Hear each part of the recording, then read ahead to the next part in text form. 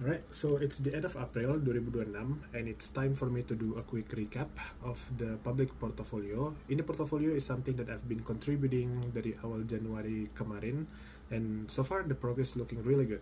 Okay, first thing first, let's do transaction. For the past 2 weeks, what I did is I tried to rebalance the healthcare sector. Aku jual company Novo Nordisk at about 11% profit, and I put it back into the company LabCorp. Alasannya itu very simple.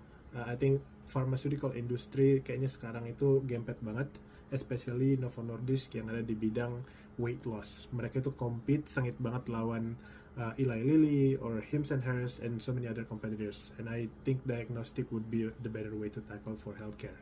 Yang kedua, kemarin banget nih, a very famous asset manager namanya Bill Ackman launched his management company as well as his funds public through a direct listing di NYSE, and I do some analysis. I know the company really well, and I decided to add it to the public portfolio at this direct listing. Kemarin pas interviewnya di NYSE, dia bilang kayak his vision long term untuk company ini, dia mau kayak long term itu it would look like a holding company-nya Berkshire Hathaway.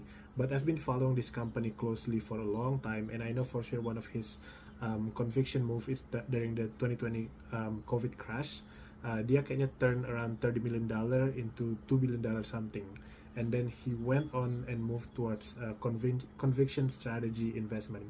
So I think it would look more like a KKR or like another high class asset management firm which collects fees for their clients to hold these investments. Kayaknya aku at 40x PE, kayaknya aku kemarin arrive at $30, $32 range of price target, and hari ini banget it went up in a day, kayaknya langsung ke $34. So I'm currently up 50% at the position. So it's crazy.